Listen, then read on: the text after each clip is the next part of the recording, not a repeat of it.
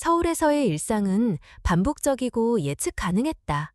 출퇴근길 북적이는 지하철, 점심시간마다 들르는 편의점 도시락, 퇴근 후에 맥주 한 캔. 그런 날들 속에서 그날 마장동 시장에서 본 한 장면은 내 삶의 리듬을 완전히 무너뜨렸다. 시장 한복판에서 누군가가 고개를 숙이고 무릎을 꿇은 채 사람들 앞에 손을 내밀고 있었다. 무심코 지나치려던 나는 이상하게 익숙한 실루엣에 시선을 고정시켰다. 그 사람은 김혜숙이었다. 내 전처 수민의 어머니. 그 이름만으로도 내 가슴은 답답해졌다. 세련되고 단정했던 김혜숙 여사는 중학교 교사로 퇴직하고도 늘 주변을 단속하며 체면을 중시하던 사람이었다. 그런 그녀가 지금 시장에서 구걸을 하고 있다는 사실은 믿기 어려웠다. 우리는 이혼한 지 3년이 넘었다. 그 사이 수미는 캐나다로 이민을 가 결혼했고 나는 다시 가정을 꾸려 평범한 일상을 살아가고 있었다. 하지만 그날 시장에서 마주친 김혜숙 여사의 모습은 과거의 시간을 억지로 끌어당겨 내 앞에 내던졌다. 나는 다가가지 않았다.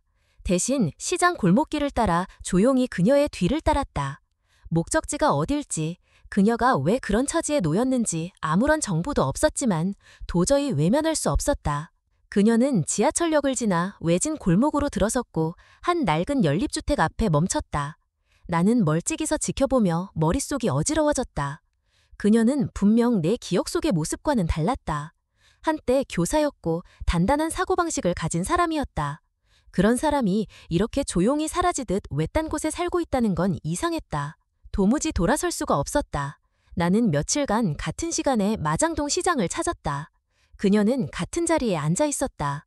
가끔 사람들이 동전을 놓고 가면 그녀는 고개를 숙이며 조용히 고맙다는 말을 했다. 그날 나는 그녀가 다시 연립주택으로 향하는 것을 따라갔다. 문이 닫히고 한참이 지난 뒤 집안에서 아이 목소리가 들렸다. 할머니, 오늘도 밥 있어요? 순간 온몸이 굳었다. 아이? 이 집에 다른 누군가가 있는 건가? 나는 바로 그 다음 날 이른 아침 다시 그 집 앞을 찾았다. 일부러 부스러진 적틈 사이로 안을 엿봤다. 그곳에는 어린 여자아이가 있었다. 5살쯤 되어 보였고 말라 있었으며 손에는 색연필을 준 채 낡은 종이에 무언가를 그리고 있었다. 그녀는 아이를 향해 무언가를 말하며 미소 지었다. 나는 그 장면을 보며 숨이 막히는 것 같았다. 아이의 얼굴을 다시 살펴보았다. 눈매가 어딘가 낯익었다. 이목구비 전체가 마치 수민의 어릴 적 사진을 그대로 옮겨놓은 것 같았다. 그 순간부터 나는 의심을 떨칠 수 없었다. 그 아이는 누구인가? 수민은 분명히 이혼 직후 임신하지 않았다고 말했다. 그런데도 저 아이가 수민과 닮았다면 이건 단순한 우연이 아닐지도 모른다. 집으로 돌아오는 길에 나는 평소보다 더 무거운 발걸음을 느꼈다. 나의 현재는 안정적이었다. 아내 지혜와 함께 조용한 아파트에서 살고 있었고 직장에서는 승진을 앞두고 있었다. 하지만 내 머릿속은 과거로부터 온 질문 하나로 뒤엉켜 있었다. 다음 날 나는 수민에게 이메일을 보냈다. 조심스레 하지만 분명하게 말했다. 어머님이 지금 서울에 계십니다. 그리고 함께 있는 아이가 있어요. 며칠 뒤 수민에게서 전화가 걸려왔다. 그녀의 목소리는 차가웠다. 무슨 일이죠? 지금 바쁜데 간단히 말해주세요. 나는 지금까지 본 것들을 이야기했다. 그리고 마지막에 아이의 존재에 대해 언급했다. 잠시 침묵이 흘렀고 수민은 뜻밖의 말을 남겼다. 설마 그 아이가 아직 살아 있었던 거예요? 전화를 끊고 나서 나는 멍하니 앉아 있었다. 아직도 정확한 사실은 아무도 말해주지 않았지만 내 안의 무언가는 점점 신뢰로 기울고 있었다. 나는 더 이상 방관할 수 없었다. 다음 날 그녀의 집을 찾아 문 앞에 섰다. 벨을 누르자 오래 기다린 후 문이 열렸다. 김혜숙 여사는 나를 보고 잠시 놀란 듯했지만 아무 말 없이 고개를 끄덕였다. 나는 조용히 말했다. 저 안에 있는 아이, 그 아이는 누구죠? 그녀는 한참을 침묵했다. 그리고 아주 작은 목소리로 말했다. 수민이 그 애를 버리려 했어요. 난 그럴 수 없었어요. 내 마음속에 무언가 무너졌다. 그날 밤 나는 잠을 이루지 못했다. 내가 알고 있던 가족, 내가 살아오던 삶, 그리고 내가 만든 선택들이 머릿속을 떠나지 않았다. 그리고 단 한 가지 확신이 들었다. 그 아이는 버려진 게 아니다. 누군가는 끝까지 지켜주고 있었다. 그리고 이제 나도 그 아이로부터 눈을 돌릴 수 없었다. 나는 매일 저녁 같은 시간에 그 연립주택 근처를 찾았다. 직장에서 나오는 발걸음은 늘 그곳으로 향했고 누구에게도 말하지 않은 채 조용히 그들의 하루를 지켜봤다.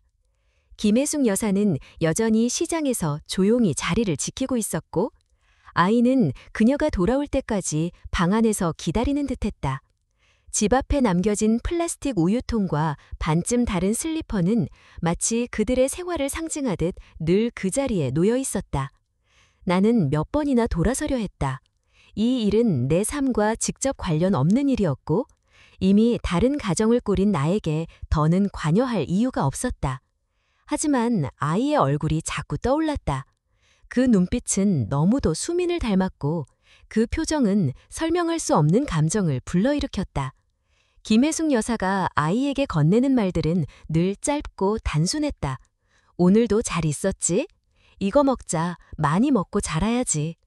아이는 고개를 끄덕이며 조용히 밥을 먹었고 이따금 혼잣말처럼 무언가를 중얼거렸다.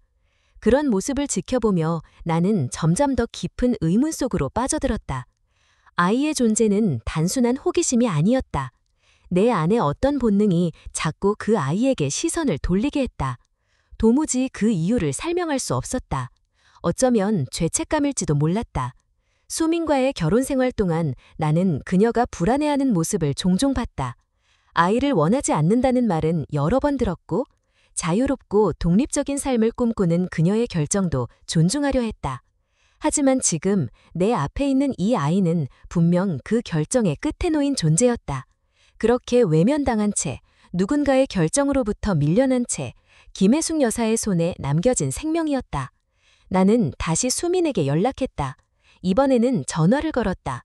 몇 번의 시도 끝에 연결되었고 그녀는 여전히 냉정한 목소리였다. 정확히 무슨 일이 있었는지 알고 싶어요. 나는 조용히 말했다. 그녀는 한참 동안 아무 말도 하지 않았다. 그리고 떨리는 목소리로 입을 열었다. 그 아이는 내가 감당할 수 없었던 존재였어요. 그땐 내가 내 인생을 선택해야 했어요. 결혼도 예정되어 있었고 캐나다로 떠나야 했으니까. 나는 숨을 삼켰다. 수미는 이어 말했다. 엄마가 끝까지 반대했어요. 난 병원에서 수술하려고 했는데 엄마가 다른 병원으로 데려가더니 내 이름이 아닌 자기 이름으로 입원 수속을 했고 결국 출산하게 만들었어요. 그 후 엄마는 아이가 태어나자마자 심장병으로 죽었다고 말했어요. 나도 그 말을 믿었고 그냥 떠났어요. 내 머릿속이 멍해졌다. 그녀는 아무 감정 없이 그 말을 내뱉는 듯했지만 중간중간 솜이 떨리고 있었다. 수민도 혼란스러워하고 있었다. 그녀는 진심으로 그 아이가 세상에 없는 줄 알았던 것이다. 이젠 어떻게 해야 하죠? 그녀는 내게 되물었다. 나는 대답할 수 없었다. 그리고 아무도 대답해 줄 수 없는 문제였다. 그날 밤 나는 집에 돌아가지 못했다. 그 집 앞에 다시 서서 안에서 들려오는 아이의 웃음소리를 들었다. 그 웃음은 해맑았고 어떤 어둠도 느껴지지 않았다. 다음 날 나는 용기를 내어 문을 두드렸다. 김혜숙 여사는 잠시 망설였지만 이내 문을 열어주었다. 나는 조심스럽게 방 안을 바라보았다. 아이는 작은 책상 앞에 앉아 크레파스로 무언가를 그리고 있었다. 그녀는 나를 쳐다보지도 않고 그냥 말했다. 이제 아셨군요. 나는 고개를 끄덕였다. 김혜숙 여사는 의자에 앉아 천천히 이야기를 시작했다.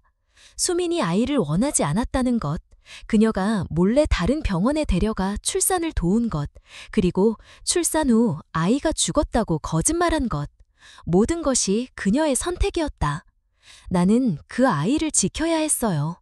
누구도 반기지 않는 생명이었지만 내가 외면하면 그 아이는 정말로 사라질 수 있었어요. 그녀의 말은 단호했지만 그 속에는 깊은 슬픔이 배어 있었다. 나는 그녀에게 물었다. 왜 이 모든 걸 감춰야 했나요? 그녀는 조용히 대답했다. 수미는 그 아이를 버리려 했어요. 그 애는 모른 채 살아가는 게 더 나았어요. 나는 수민이 다시 아이를 원한다고 해도 믿지 못해요. 한 번 버린 사람은 다시 떠날 수도 있어요. 나는 아무 말도 하지 못했다. 그녀의 말에 어떤 면에서는 동의했고 또 한편으로는 그것이 너무 가혹하게 느껴졌다. 하지만 무엇보다 나는 아이에 대해 걱정되고 있었다. 그녀가 자라면서 알게 될 진실, 감당해야 할 현실, 그리고 그 현실이 주는 상처. 그날 이후 나는 매일같이 그 집을 찾았다. 우유와 빵, 색연필 세트 같은 작은 것들을 들고. 처음엔 거절당했지만 점점 그녀도 받아들이기 시작했다. 아이는 내가 오면 눈을 반짝이며 이름을 물었고 나는 그저 미소로 대답했다. 나는 아직도 이 일이 어디로 향할지 알지 못했다. 하지만 한 가지는 분명했다. 그 아이는 단지 누군가의 과거가 아니었다. 지금 이 순간에도 자라고 있었고 누군가의 선택과 침묵으로부터 보호받아야 할 존재였다. 나는 점점 더 깊이 들어가고 있었다. 그리고 되돌아갈 수 없음을 느끼기 시작했다. 며칠이 지나고 수민에게서 다시 연락이 왔다. 목소리는 여전히 차가웠지만 어딘가 불안한 떨림이 있었다. 그녀는 말했다. 서울로 갈게. 엄마랑 아이를 직접 확인하고 싶어. 나는 아무 말 없이 전화를 끊었다. 모든 게 갑작스러웠지만 언젠가 올 일이라고 생각하고 있었다. 이틀 후 수민이 한국에 도착했다. 따로 만나자는 말은 하지 않았고 호텔 주소만 메시지로 보내왔다. 나는 다음 날 아침 그녀를 찾아갔다. 카페 한쪽 자리에 앉아있는 그녀는 예전보다 많이 야위어 있었다. 화장은 옅었고 눈빛은 날카롭기보단 지쳐 있었다. 그녀는 단도직입적으로 물었다. 아이, 정말 내 딸이야? 나는 고개를 끄덕였다. 그녀는 말없이 창밖을 바라봤다. 나는 그동안 있었던 일을 간략히 정리해 말했다. 김혜숙 여사가 어떻게 출산을 도왔는지, 어떻게 아이를 혼자 키워왔는지, 그리고 병으로 점점 쇠약해졌는지. 수미는 아무 말 없이 듣고 있었다. 잠시 후 조용히 말했다. 엄마는 절대 그런 선택을 할 사람이 아니었어요. 하지만 그땐 제가 너무 어렵고 너무 겁이 많았어요. 아무것도 감당할 자신이 없었어요. 나는 그저 듣고만 있었다. 그녀는 이어서 말했다. 아이를 안고 떠날 용기는 없었고 남편에게도 말하지 않았어요. 그 사람은 몰라요. 내가 한때 아이를 가졌었다는 사실조차. 그녀는 잠시 말을 멈추고 다시 조용히 물었다.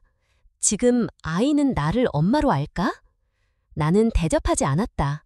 그 아이는 지금까지 자신을 키운 사람을 할머니로 알고 있고 자신의 엄마는 하늘의 별이 되었다고 믿고 있다. 그런 아이에게 갑자기 진실을 말하는 것이 과연 옳은 일인지 나는 확신할 수 없었다. 그날 밤 나는 병원 근처 연립지택으로 다시 향했다. 문 앞에서 숨을 고르고 있었을 때 수민이 조심스럽게 다가왔다. 그녀는 문을 두드릴 자신이 없어 보였다. 내가 대신 문을 두드리자 김혜숙 여사가 문을 열었다. 그녀는 수민을 보자마자 얼굴이 굳었다. 왜 왔니? 그녀의 목소리는 낮고 단호했다. 수민은 고개를 숙였다. 그 아이 한 번만 보고 싶어요. 보지 마. 넌 그 아이를 버렸어. 지금 다시 와서 뭘 하겠다는 거니? 다시 데려가겠다고? 나는 중간에 끼어들었다. 보내러 온 게 아닙니다. 그저 한 번만 보겠다고 합니다. 김혜숙 여사는 잠시 눈을 감았다. 그리고 뒤돌아 들어가 버렸다. 수미는 그 문턱 앞에 한참을 서 있었다. 그 순간 안에서 아이의 목소리가 들렸다. 할머니, 누가 왔어요? 문틈 사이로 아이가 얼굴을 내밀었고 수민과 눈이 마주쳤다. 아이는 조용히 그녀를 바라보았다. 그리고 말했다. 아줌마, 엄마랑 조금 닮았어요. 그 말에 수민은 무릎을 꿇고 울기 시작했다. 아무 말도 하지 못한 채 그저 아이를 바라보며 울었다. 아이는 어리둥절한 표정이었지만 곧 김혜숙 여사의 곁으로 가서 물었다. 할머니, 아줌마 왜 울어요? 김혜숙 여사는 대답하지 않았다. 아이는 그녀의 손을 잡고 가만히 있었다. 나는 조용히 말했다. 이제 이 상황을 정리해야 할 때입니다. 다음 날 수미는 다시 그 집을 찾아갔다. 이번엔 나 혼자 문을 열었다. 김혜숙 여사는 우리를 보더니 묻지 않았다. 대신 아주 짧게 말했다. 말할 거면 짧게 하라. 그리고 아이 앞에서는 아무 말도 하지 마. 수미는 고개를 끄덕였고 아이가 앉아있는 방 한 구석에 조용히 앉았다. 그저 바라보고만 있었다. 아이는 그녀를 경계하는 듯 했지만 금세 그림을 들고 와 보여주었다. 이건 할머니, 이건 나, 이건 우리 집이에요. 수미는 그림을 바라보며 울음을 삼켰다. 아이는 천진난만하게 웃었고 수미는 아이의 머리를 쓰다듬으려다 멈췄다.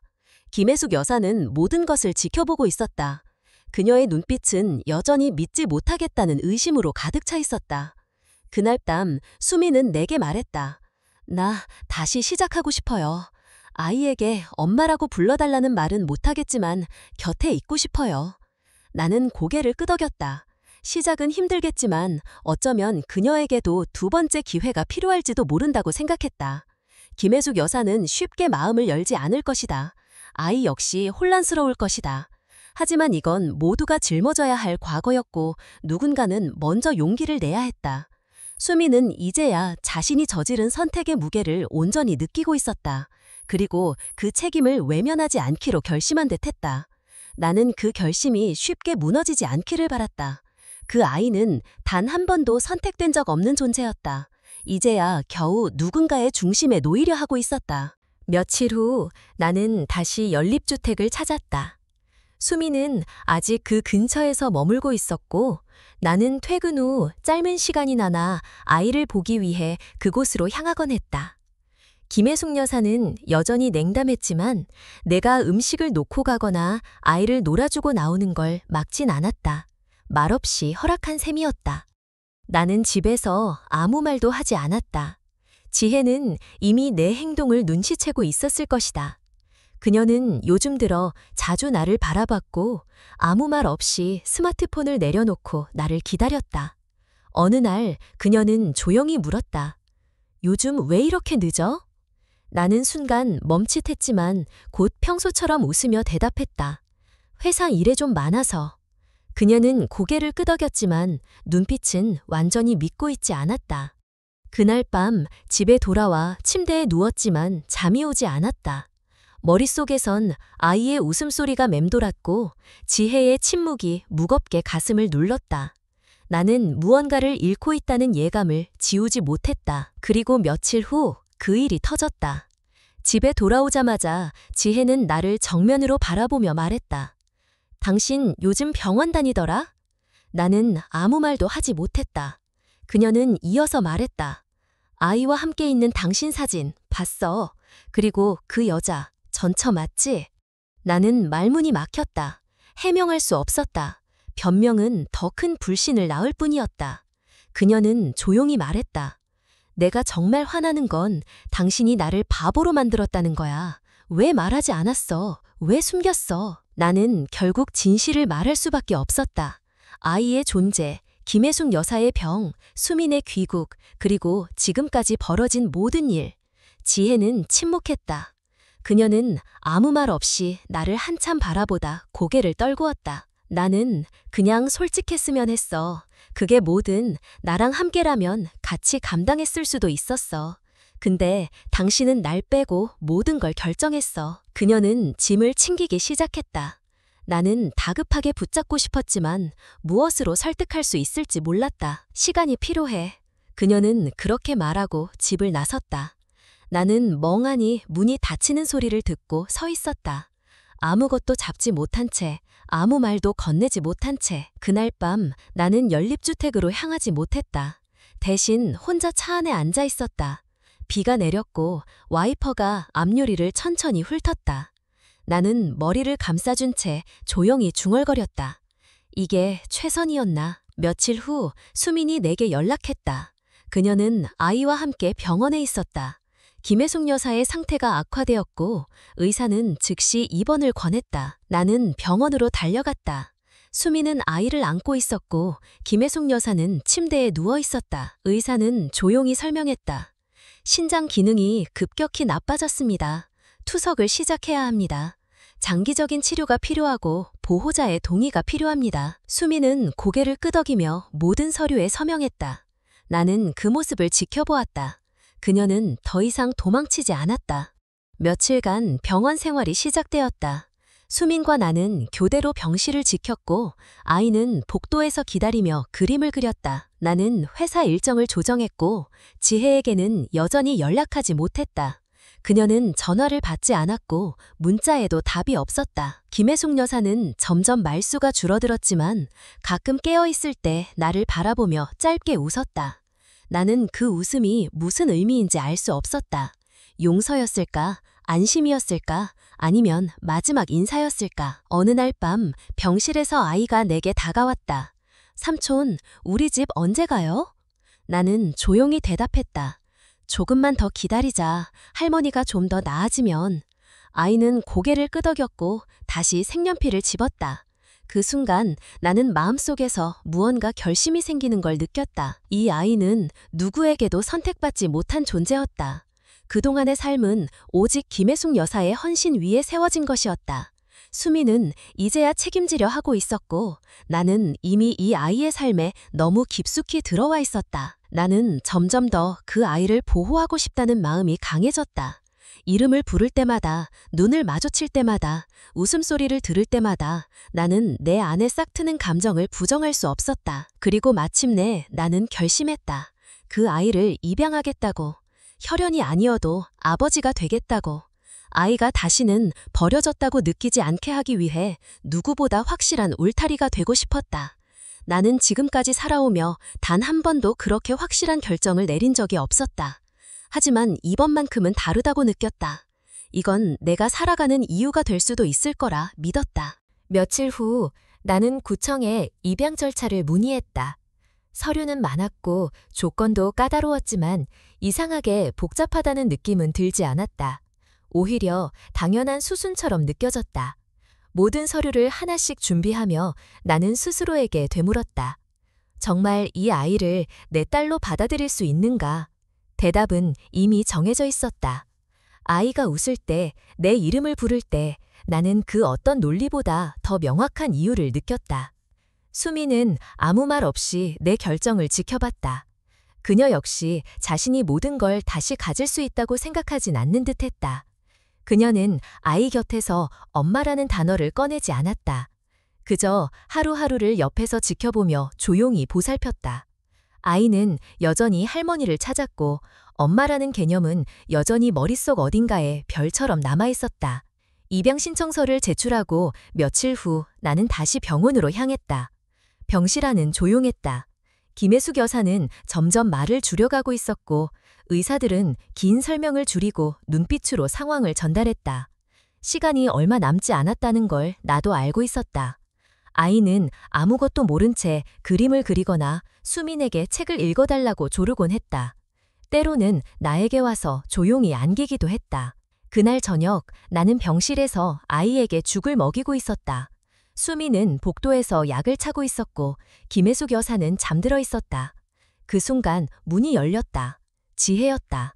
나는 놀라 말을 잇지 못했다. 아이는 밝게 웃으며 말했다.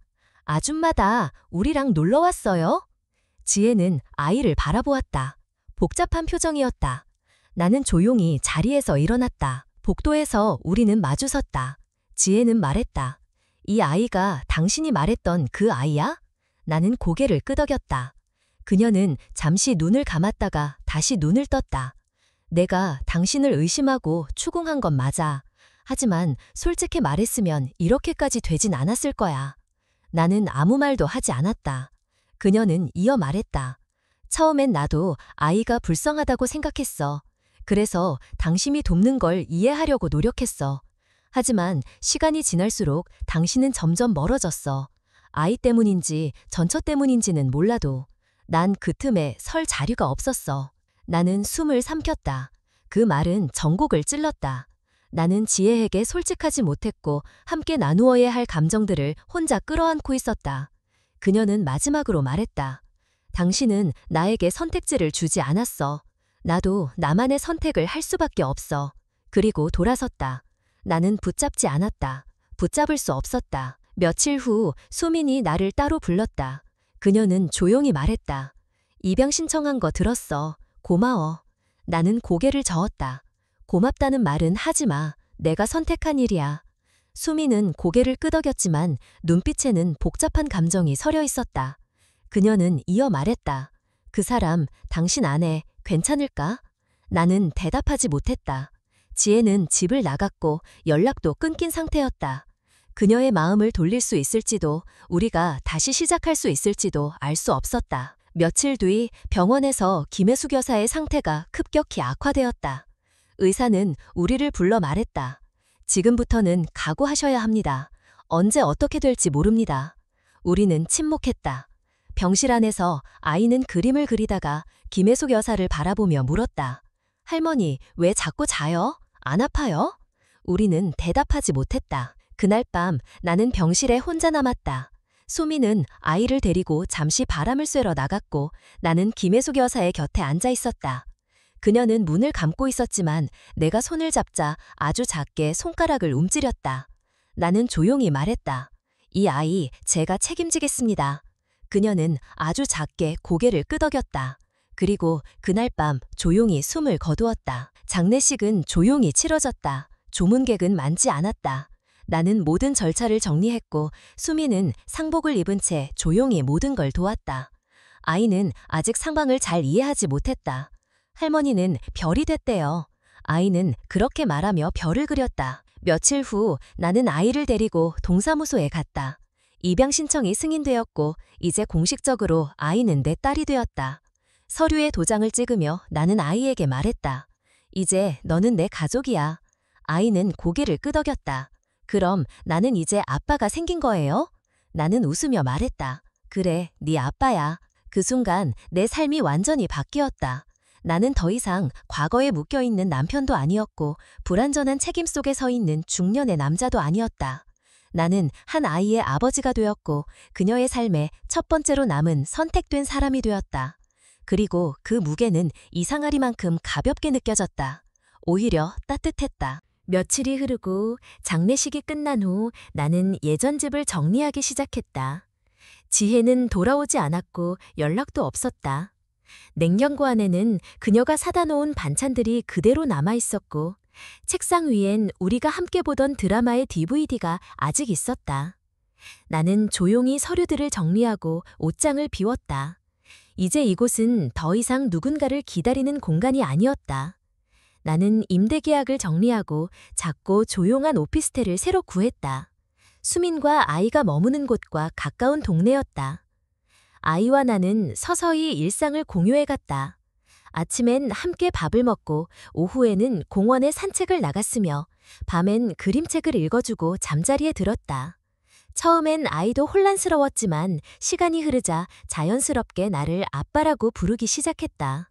그 말은 나에게 엄청난 울림을 주었다. 아이는 그저 웃으며 말했다. 이제 우리 가족이에요. 나는 웃으며 대답했다. 그래, 우리 가족이야. 수미는 여전히 우리 곁에 있었다. 그녀는 매일 아침 아이의 옷을 챙기고 오후에는 학원에 데려다주며 밤에는 옆에서 조용히 잠든 아이를 바라보곤 했다. 하지만 그녀는 한 번도 엄마라는 말을 강요하지 않았다. 아이도 그녀를 이모처럼 따랐지만 언젠가부터 눈빛이 조금씩 달라졌다. 무언가를 알아채고 있다는 듯한 느낌이 들었다. 어느 날 저녁 아이가 내게 물었다. 진짜 엄마는 누구예요? 나는 당황했지만 곧 차분히 대답했다. 너를 정말 사랑했던 사람이야. 지금도 너를 지켜보고 있어. 아이는 고개를 끄덕였고 더 묻지 않았다. 그 말이 충분했던 것 같았다. 어린 마음에도 이해하지 못하는 것을 억지로 받아들이지 않으려는 보호 본능 같은 것이 있었다. 그날 밤 수민과 단둘이 베란다에 섰다. 그녀는 조용히 말했다. 나 다시 캐나다로 안 갈 거야. 그 사람하고도 정리했어. 나는 고개를 끄덕였다. 더 이상 무슨 말이 필요하겠는가? 그녀는 이어 말했다. 나는 이제 아이 곁에 있고 싶어. 엄마라고 불리지 않아도 그냥 옆에 있는 것만으로도 돼. 그녀의 목소리는 단호하면서도 슬펐다. 나는 그녀에게 물었다. 지금처럼 지내는 거 너도 괜찮아? 수미는 잠시 침묵하더니 대답했다. 처음엔 내가 용서받을 자격이 없다고 생각했어. 근데 이제는 조금씩 용기 내고 싶어. 아이가 나를 기억해주지 않더라도 내가 끝까지 지켜보고 있다는 걸 알게 해주고 싶어. 그 이후로 우리는 특별한 명칭도 명확한 역할도 없이 함께 아이를 키워갔다. 이웃들에겐 그냥 아이를 키우는 친구처럼 보였고 가족이라 설명하지 않아도 누구도 의심하지 않았다. 우리는 서로에게 무엇을 강요하지 않았고 단지 아이가 행복하게 자랄 수 있도록 최선을 다했다. 시간은 조금씩 흐르고 있었다. 아이는 유치원을 졸업하고 초등학교에 입학했다. 첫날 아침 나는 손을 잡고 학교 앞까지 함께 갔고 수미는 멀찍이서 지켜봤다. 아이는 가방을 메고 환하게 웃으며 말했다. 아빠, 나 잘 다녀올게요. 그 한마디에 나는 모든 피로가 사라지는 듯했다. 그날 저녁 우리는 셋이서 아이의 입학을 축하하며 작은 케이크를 나눠 먹었다. 아이는 말했다. 오늘 선생님이 가족 속에 쓰라고 했는데 나는 아빠랑 엄마랑 같이 산다고 썼어요. 수미는 깜짝 놀랐지만 아무 말도 하지 않았다. 나는 아이에게 물었다. 왜 그렇게 썼어? 아이는 웃으며 대답했다. 엄마는 말 안 했지만 느낌이 왔어요. 이모 아니고 엄마 맞죠? 우리는 아무 말도 하지 못했다. 그저 고개를 끄덕였다. 아이는 말없이 우리 손을 꼭 잡았다. 그날 밤 수미는 눈물을 흘렸다. 아무 소리도 내지 않았지만 어깨가 떨리고 있었다. 나는 그녀에게 다가가 조용히 말했다. 우린 지금 잘하고 있어. 아이는 이미 다 알고 있었던 거야. 그녀는 고개를 숙이고 조용히 속삭였다. 이 아이가 나를 받아주는 것만으로도 충분해. 그 후로 아이는 더 자주 수민에게 안겼고 점점 더 엄마라는 말을 자연스럽게 꺼냈다. 수민은 처음엔 놀랐지만 곧 미소를 지었다. 우리가 함께 만들어가던 시간들은 조용하지만 단단했다. 혈연보다 깊은 감정이 존재하고 있다는 것을 우리는 서로에게서 배우고 있었다. 나는 더 이상 과거에 매달리지 않았다. 지혜와의 이별도 이제는 가슴 한켠에 묻어두고 있었고 언젠가 문득 떠오르더라도 원망 대신 고마움을 느끼려 했다. 그녀는 내게 좋은 남편이 되는 법을 가르쳐준 사람이었고 나를 정직하게 살아가게 만든 마지막 거울이었다. 이제는 아이가 내 삶의 중심이 되었고 수미는 그 옆에서 함께 걷는 사람이 되었다. 우리는 법적으로 부부도 아니고 사회적으로 정의 내리기 어려운 관계였지만 아이 앞에서는 어떤 설명도 필요 없었다. 그저 함께 있다는 것, 사랑하고 있다는 것, 그것이면 충분했다. 아이와의 삶은 예상보다 훨씬 더 많은 것을 요구했다. 아침에 눈을 뜨는 순간부터 밤에 잠드는 시간까지 아이의 하루는 철저히 계획되어야 했고 나 역시 그 일정에 맞춰 움직여야 했다. 일과 육아를 병행하는 것은 생각보다 녹록지 않았고 때때로 내 한계를 느끼기도 했다. 하지만 이상하게도 후회는 들지 않았다. 아이의 웃음소리, 질문, 사소한 투정 하나하나가 나에게 이유를 부여해 주었기 때문이다. 수민과 나는 여전히 같은 공간에서 같은 속도로 걸어가고 있었다. 명확한 역할은 없었지만 자연스럽게 분담된 책임들이 우리를 연결했다. 수민은 파트타임으로 영어 학원에서 일하기 시작했고 나는 퇴근 후 집으로 돌아와 아이와 저녁을 먹고 숙제를 봐줬다. 어느 순간부터 우리의 하루는 조율되지 않아도 맞춰지는 리듬을 가졌다. 지혜와의 이혼은 정식으로 마무리되었다. 그녀는 조용히 도장을 찍었고 그날 이후 연락은 없었다. 나는 그 서류를 책상 서랍에 넣고 잠시 멍하니 앉아 있었다. 우리가 함께했던 수년이 종이 한 장으로 정리되었다는 사실이 실감나지 않았지만 마음 한켠은 오히려 가벼웠다. 후회는 없었다. 아니, 후회보다는 책임이 우선이었다. 그 무렵 수미는 나에게 조심스럽게 말했다. 이제 아이를 위해서라도 당신 이름으로 가족관계 등록부를 정리해야 하지 않을까?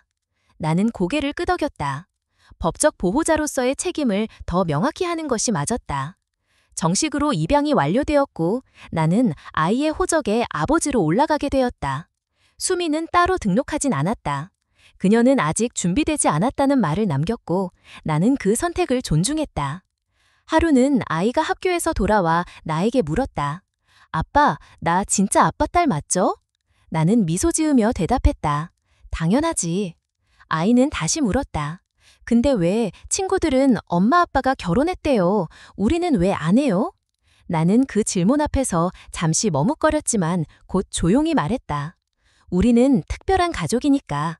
결혼이라는 게 가족을 만드는 유일한 방법은 아니야. 아이는 고개를 끄덕이며 말했다. 난 지금이 좋아요.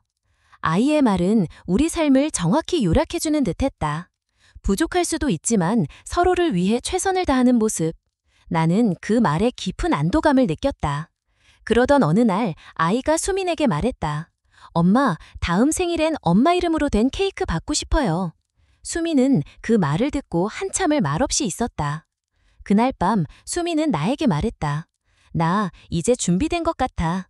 나도 이 아이의 엄마로 등록할래. 그녀는 오랫동안 벼르고 있던 결정을 마침내 내렸다. 가족관계 등록부 정정 절차는 생각보다 간단하지 않았지만 수미는 인내심 있게 서류를 준비하고 상담을 받았다. 그녀가 마침내 법적 보호자로 등록되었을 때 아이는 환하게 웃었다. 이제 진짜 우리 셋이 가족이에요. 그 말에 우리는 서로를 바라보며 웃었다. 어떤 말보다 따뜻했고 어떤 서류보다 진실했다. 가족이란 서로를 인정하고 품는 것. 그 이상의 의미는 없다는 걸 우리는 모두 알고 있었다. 어느 날 저녁 나는 베란다에서 조용히 생각에 잠겨 있었다. 수민이 다가와 옆에 섰다. 그녀는 조용히 물었다. 혹시 다시 시작할 생각 있어? 나는 그녀를 바라보았다. 오래전에는 이 말이 너무 무겁게 들렸을지도 모른다. 하지만 지금의 나는 달랐다. 우리는 서로의 상처를 알고 있었고 그 속에서도 함께 살아가는 방법을 익혔다. 나는 조용히 대답했다. 지금 이대로도 좋아. 우리가 아이 곁에 있는 것만으로도 충분해. 수미는 고개를 끄덕였다. 그녀도 같은 생각이었다. 결혼이라는 형식보다 중요한 것은 책임과 믿음이었다. 아이가 우리 곁에서 웃고 있다는 사실만으로도 우리는 이미 하나의 가족이었기 때문이다. 그 이후로도 우리의 삶은 큰 변화 없이 흘러갔다. 평범한 일상 속에서 특별한 순간들이 쌓여갔고 우리는 서로를 통해 안정감을 배웠다. 나는 매일 아이를 학교에 데려다주고 수미는 도시락을 챙겼다. 주말이면 셋이 함께 마트에 가고 때로는 가까운 공원에서 김밥을 먹으며 시간을 보냈다. 그 평범함이 얼마나 소중한지 우리는 매 순간 실감하고 있었다. 어쩌면 우리의 이야기는 특별하지 않을지도 모른다. 하지만 그 평범함 속에 진심이 있었고 그 진심이 아이의 삶을 바꾸고 있었다. 나는 다시 한번 다짐했다. 어떤 일이 있어도 아이 곁에 남겠다고, 그리고 이 가족을 지키겠다고, 선택하지 못한 아이에게 끝까지 선택해주는 어른이 되겠다고. 그것이 내가 살아가는 이유가 되었고 지금의 나를 만들고 있었다. 미아가 7번째 생일을 맞던 날 우리는 동네 작은 베이커리에서 케이크를 예약했다. 케이크 상자에는 우리 미아 생일 축하해, 엄마 아빠가 라는 문구가 적혀 있었다. 아이는 그 글자를 또박또박 읽고 나서 조용히 말했다. 이번 생일은 진짜 가족이랑 함께하는 것 같아요. 그 말에 수미는 눈시울을 붉혔고 나는 아무 말 없이 아이의 등을 살짝 감쌌다. 저녁에는 셋이 함께 케이크를 자르고 촛불을 불고 사진을 찍었다. 별다를 것 없는 생일이었지만 아이는 하루 종일 웃음을 멈추지 않았다. 자기 방으로 돌아가 자리에 눕기 전 아이는 내게 물었다. 아빠, 나 커서도 아빠랑 엄마랑 같이 살 수 있어요? 나는 대답했다. 네가 원한다면 우리는 언제나 함께야. 아이는 고개를 끄덕이고 이불을 끌어당겼다. 밤이 깊어지고 소민과 나는 거실에 나와 앉았다. 그녀는 내게 말했다. 가끔은 꿈 같아요. 이렇게 아이가 웃는 걸 다시 보게 될 줄 몰랐거든요. 나는 고개를 끄덕이며 말했다. 나도 그래. 이 아이가 우리에게 다시 살아갈 이유를 주고 있다는 걸 느껴. 소민은 조용히 창밖을 바라보다가 낮은 목소리로 말했다. 사실 아직도 내가 용서받을 자격인지 모르겠어요. 그런데 이 아이가 웃을 때마다 그냥 잘 살아야겠다는 생각만 들어요. 나는 그녀의 말에 고개를 숙였다. 우리 모두에게는 지나온 시간 속 후회와 상처가 있었고 그 무게는 쉽게 잊히지 않았다. 하지만 누군가를 위해 매일을 살아내는 것은 그것만으로도 속죄일 수 있다는 걸 우리는 함께 느끼고 있었다. 며칠 뒤 나는 정식으로 퇴근 시간을 조정했다. 더 이상 야근이나 회식이 나의 우선순위가 아니었다. 저녁 6시가 되면 나는 가방을 챙겨 집으로 향했고 그 시간부터는 오직 미아와 수민을 위한 시간이었다. 우리는 함께 저녁을 먹고 학교 준비물을 챙기고 내일의 일정을 이야기했다. 특별한 일은 없었지만 그 일상이 점점 특별하게 느껴졌다. 수미는 주말마다 아이와 함께 봉사활동에 참여하기 시작했다. 보육원에서 책을 읽어주거나 밥을 나누는 활동이었다. 그녀는 아이에게 말없이 삶의 방식과 가치를 보여주고 있었다. 나는 그런 그녀를 보며 그동안 얼마나 많은 용기와 노력을 쏟아왔는지 새삼 느꼈다. 그녀는 여전히 예전의 수민과는 달랐고 지금은 더 단단하고 조용한 따뜻함을 가진 사람으로 변해 있었다. 어느 날 아이가 학교에서 편지를 써왔다. 우리 가족 소개라는 제목이었다. 종이 위에는 미아, 엄마, 아빠의 그림이 그려져 있었고 그 밑에 짧은 문장이 적혀 있었다. 우리 가족은 특별하지 않지만 서로를 정말 많이 사랑해요. 나는 매일매일 행복해요. 나는 그 편지를 읽고 한참 동안 아무 말도 하지 못했다. 수민도 조용히 앉아 있었다. 우리는 서로를 바라보며 미소 지었다. 그 순간 모든 선택이 옳았다고 느꼈다. 우리가 지나온 시간, 놓친 것들, 견뎌온 것들, 그 모든 것이 이 한 줄의 문장을 위해 존재했던 것 같았다. 계절이 바뀌고 삶은 여전히 빠르게 흘러갔다. 하지만 그 안에서도 우리는 우리의 속도로 살아갔다. 주말이면 삼겹살을 구워 먹고 방학이면 근교로 짧은 여행을 떠났다. 아이는 점점 자라며 스스로를 돌보는 법을 익혔고 우리는 그 과정을 조용히 지켜보며 조금씩 거리를 두는 법도 배워갔다. 그리고 나는 어느 날 문득 깨달았다. 가족이라는 것은 꼭 시작부터 완벽할 필요가 없다는 것. 불완전하게 엮인 인연일지라도 서로를 책임지고 사랑하려는 마음이 있다면 그 자체로 충분히 완성된 관계가 될 수 있다는 것. 우리 세 사람은 그 증거였다. 과거에 상처가 있었고 불완전한 선택이 있었고 늦은 후회도 있었지만 우리는 그 모든 것을 넘어 서로에게 머물기로 했다. 그리고 그 결정은 누군가의 삶 전체를 바꾸는 일이 되었다. 미아는 가끔 내게 말한다. 아빠, 나 진짜 운 좋은 아이 같아요. 나는 그때마다 대답한다. 아니야, 우리야말로 너를 만나서 정말 운이 좋았어. 사람은 누구나 실수한다. 때론 도망치고 때론 외면하며 그 선택이 누군가에게 얼마나 큰 상처가 되는지도 모른 채 살아간다. 하지만 인생은 한 번 더 기회를 준다. 용기 내서 돌아오려는 사람에게, 그리고 그 손을 잡으려는 사람에게. 우리는 서로를 통해 배웠다. 상처를 안고도 다시 웃을 수 있다는 것, 미안함과 사랑은 함께 공존할 수 있다는 것, 그리고 진짜 가족은 서류보다 마음으로 완성된다는 것을. 그렇게 우리는 오늘도 살아간다. 완벽하진 않지만 진심을 다해 누군가의 하루를 따뜻하게 만들어주는 존재로. 그리고 그 따뜻함이 언젠가는 또 다른 누군가의 삶을 바꿔놓을지도 모른다. 아이는 자고, 수미는 책을 읽고, 나는 창밖을 바라본다.